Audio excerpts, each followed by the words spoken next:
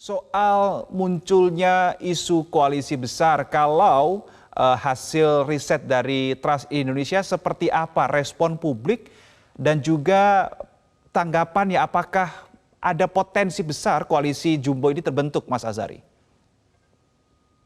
Baik, terima kasih Mas.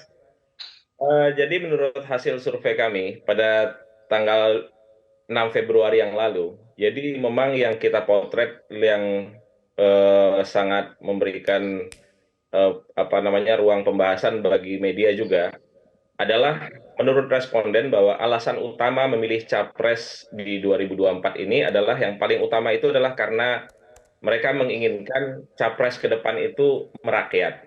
Itu kita potret sekitar 21,2%. Kemudian yang kedua itu terkait dengan kewibawaan calon presiden, itu sekitar 17,7%. Dan terakhir itu tegas, sekitar 12,8%. Artinya personifikasi dari calon presiden yang memang diharapkan tampil nanti ke depan itu masih tidak jauh dari survei-survei sebelumnya, termasuk survei-survei dari lembaga-lembaga yang lain. Nah, kita juga memotret bahwa kombinasi pasangan capres dan cawapres yang paling didukung oleh publik atau responden berdasarkan profesi itu adalah sipil militer, Mas, yang paling besar, yaitu sekitar 25,5%. Dan ini masih jauh lebih tinggi daripada pasangan sipil santri atau sipil ulama yang memiliki sekitar 20,1%.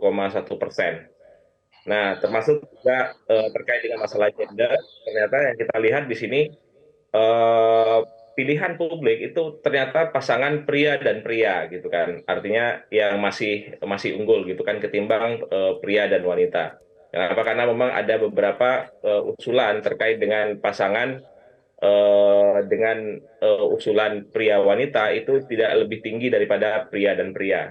Itu kita Oke. potret sekitar 75,7%. Hmm. Nah, jadi positioning yang sering muncul itu tentu ada tiga nama ya. Jadi ada Anies Baswedan, kemudian Ganjar Pranowo dan Pak Prabowo sendiri. Jadi kalau kita potret eh, Pak Ganjar Pranowo itu sekitar 27%.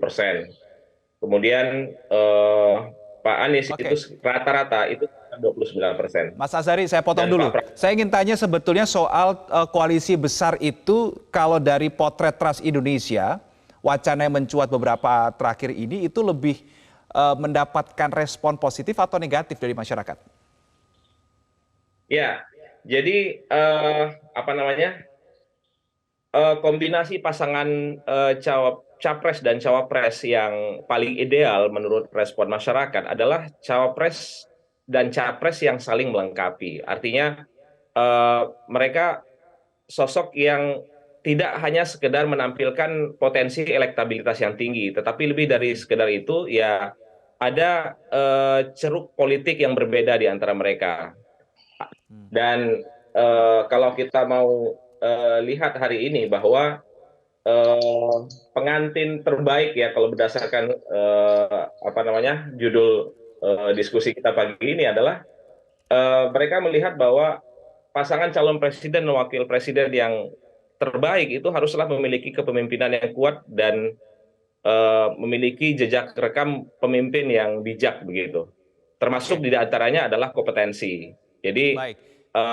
kredibilitas dari calon presiden, wakil presiden ke depan itu juga Oke. harus didukung oleh rekam jejaknya masing-masing. Kalau kita melihat hasil survei ini menunjukkan bahwa pasangan duet Anies Sandi ini memimpin begitu ya dari Trust Indonesia, ini hasil risetnya. Mas Azari ada penjelasan soal hal ini? Ya baik, jadi terkait dengan pilihan masyarakat terkait dengan calon pemimpin ke depan itu masih dikuatkan oleh alam bawah sadar dari pemilih bahwa Hmm. mereka masih melihat bahwa kontestasi di 2019 ternyata itu masih menjadi standar penilaian mereka. Wajar kalau seandainya ternyata pada saat dipasangkan antara Anies Baswedan dengan Sandiaga Uno ternyata juga masih mendapatkan respon tertinggi. Dan menurut kami hari ini ini adalah bentuk dari respon masyarakat terkait dengan pasangan terbaik calon presiden dan wakil presiden yang mereka jadikan sebagai penilaian. Yang pertama adalah konsep kepemimpinan, kemudian kompetensi, kemudian dan rekam jejak. Artinya apa namanya, kedua pasangan ini yang ternyata dijadikan sebagai pembahasan dan usulan bagi termasuk diantaranya adalah koalisi besar yang sekarang terbentuk. Ternyata itu adalah eh, salah satu dari usulan masyarakat juga di lapangan. Itulah yang menyebabkan kenapa kita melihat bahwa ada muncul satu apa namanya, usulan pasangan yang di luar pembahasan koalisi yang saat ini ada.